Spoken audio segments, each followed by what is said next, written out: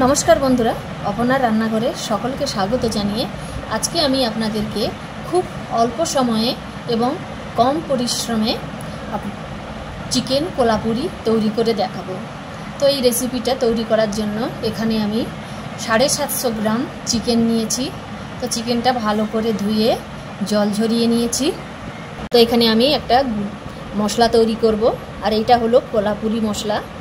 তো এই মশলাটা তৈরি করার জন্য এখানে আমি একটা বড় এলাচ, 3টে ছোট এলাচ, 4টে লবঙ্গ, দারচিনি 2টো স্টিক, একটা স্টার অ্যানিস, সাদা তিল 1 চামচ, পোস্ত 1 চামচ, জিরে 1 চামচ, ধনে 1 চামচ ও 8-10টা মতো কালো গোলমরিচ, আর নিয়েছি শুকনো লঙ্কা।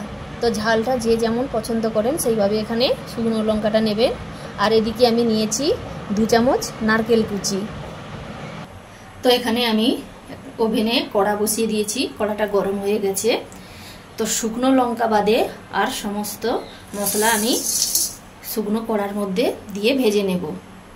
মশলাটা পুড়ে না যায় সেদিকে খেয়াল রাখবেন, যদি পুড়ে যায় এর কিন্তু স্বাদ বা গন্ধ কোনোটাই থাকবে না।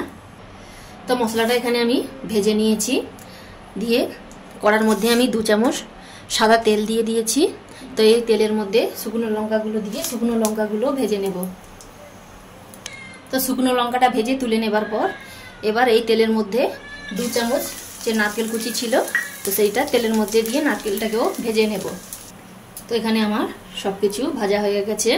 এবার এটিকে ঠান্ডা করে অল্প জল দিয়ে মিক্সিতে বেটে নেব। বন্ধুরা, এখানে আমি কোলাপুরির মশলাটা তৈরি করে নিয়েছি।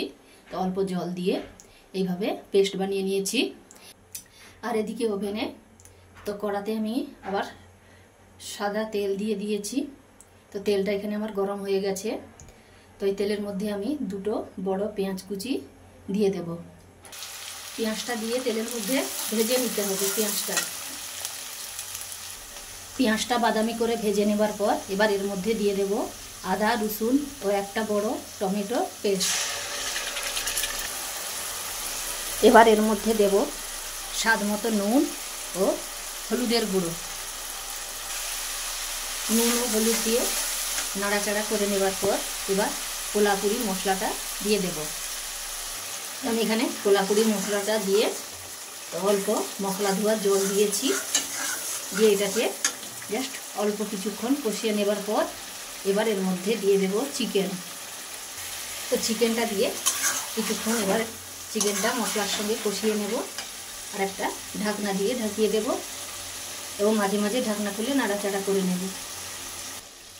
তো প্রায় 15 মিনিট ধরে চিকেনটা মিডিয়াম আঁচে কষিয়ে নেবার পর যখন মশলাটা চিকেনের গায়ে মাখা মাখা হয়ে আসবে তখন এর মধ্যে দিয়ে দেব 2 কাপ জল। 2 কাপ জল দিয়ে গ্যাসের ফ্লেমটা লোতে রেখে ঢাকনা দিয়ে ঢাকিয়ে চিকেনটা ভালো করে সেদ্ধ করে নেব। তো লো ফ্লেমে কিছুক্ষণ ফুটিয়ে নেবার পর তো এখানে চিকেনটা আমার ভালোভাবে সেদ্ধ হয়ে গেছে। আর এখানে ঝোলটা যখন একটু মাখা মাখা হয়ে যাবে তো তখন গ্যাসের ফ্লেমটা বন্ধ করে দিতে হবে। তো তৈরি হয়ে গেল আমার কোলাপুরি চিকেন। খুব সুন্দর খেতে হয় এই রেসিপিটি। তো আপনারাও একবার হলেও বাড়িতে বানিয়ে ফেলুন, আর কেমন হলো তা অবশ্যই কমেন্ট করে জানাবেন।